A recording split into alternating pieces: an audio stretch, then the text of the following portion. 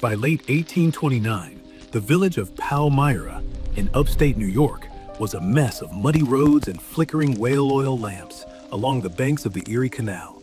It was here, amidst the grind of small-town homesteads, that a printer named Egbert B. Grandin was approached with a business proposition that defied all logic.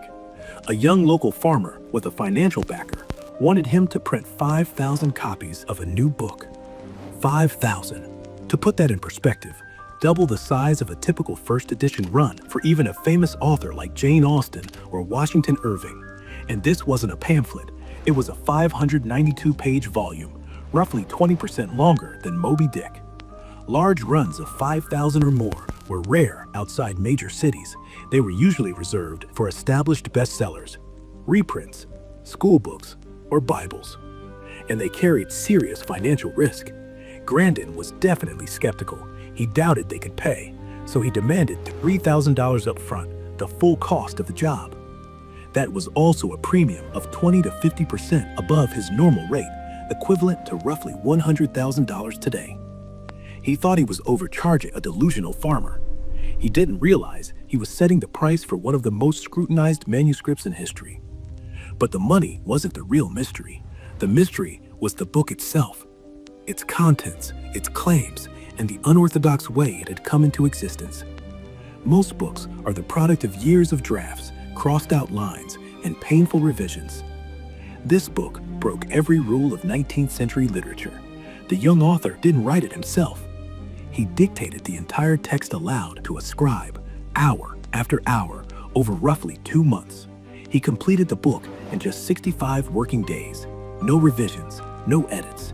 From April to the end of June 1829, he produced a 270,000-word manuscript at an average pace of 3,500 to 4,000 words per day, roughly 7 to 9 words per minute for 8 or more hours at a stretch, day after day, without any drafts. That kind of sustained output would challenge even a modern professional novelist working with a laptop, outlines, and endless revisions. He worked without research notes, library books, or even a hidden manuscript. Witnesses, including the author's own wife, noted that he never asked the scribe to read back the last line. He simply picked up exactly where he left off, even after a 200-mile move in the middle of the process. The content of the book was equally astonishing. Modern university courses are devoted to studying it. Millions read and quote from it worldwide, translated into hundreds of languages. Despite the extraordinary speed of production, the text introduces more than 300 named characters and follows 3 distinct civilizations across a 1,000-year timeline without ever losing internal consistency and without a single internal contradiction. It maintains perfect genealogies, believable population growth, intricate overlapping storylines which crisscross over millennia with flawless intertextuality, passages that quote and echo each other across hundreds of pages, and at least 15 to 24 distinct authorial voices, none of which diametrically match the voice of the young farmer himself. The book contains complex theology, detailed systems of governance, realistic warfare tactics, monetary systems, and sophisticated Middle Eastern-style allegories that align with ancient oral cultural knowledge. The book internally claims to be of ancient origin, originating in the Old World Middle East, with references to startlingly precise descriptions of the Arabian Peninsula, mapping landmarks and ancient burial sites and plush landscapes that wouldn't be archaeologically confirmed for another 150 years. Modern linguistic analysis has revealed something the 1829 printers couldn't have known. 188 unique names, all following specific Semitic phonology. No W, X, or Q. It was a linguistic fingerprint of a culture the young farmer had never visited, in a language he hadn't studied and couldn't read. Defying even more odds, at least a dozen of those names have since been discovered in ancient Near Eastern sources, strangely confirming the ancient nature of the text. The prose is saturated with Hebraic constructions far more frequently than can be explained by imitation of similar texts from the King James Bible. It features inverted parallelism, or chiasmus, a complex poetic structure found in ancient Mediterranean texts that wasn't even categorized by Western scholars until decades later. In fact, one passage in the book is routinely cited as among the longest, most elaborate chiastic structures in world literature. It makes you wonder, what 1829 critics called clunky frontier prose, many 20th century linguists call a perfect Hebraic skeleton. He wasn't just dictating a story, he was dictating a syntax that shouldn't have existed in English. And then there is the origin claim, perhaps the most intriguing part of the story. The young man made a claim that, to the rationalist mind of the 1830s, was beyond scandalous. He claimed he didn't compose the text. He claimed he recovered it. He spoke of a hidden cache of metallic records inscribed in a lost dialect, and an extraordinary encounter that provided him the means to decipher them. But here the story moves from just a mere claim to something far harder to dismiss, a physical, documentable problem. The metallic records were described as roughly 6 by 8 inches, about 6 inches thick, a solid block of golden-colored thin metal plates weighing an estimated 40 to 60 pounds. How did the author come by these plates? And for years, the author didn't just talk about them.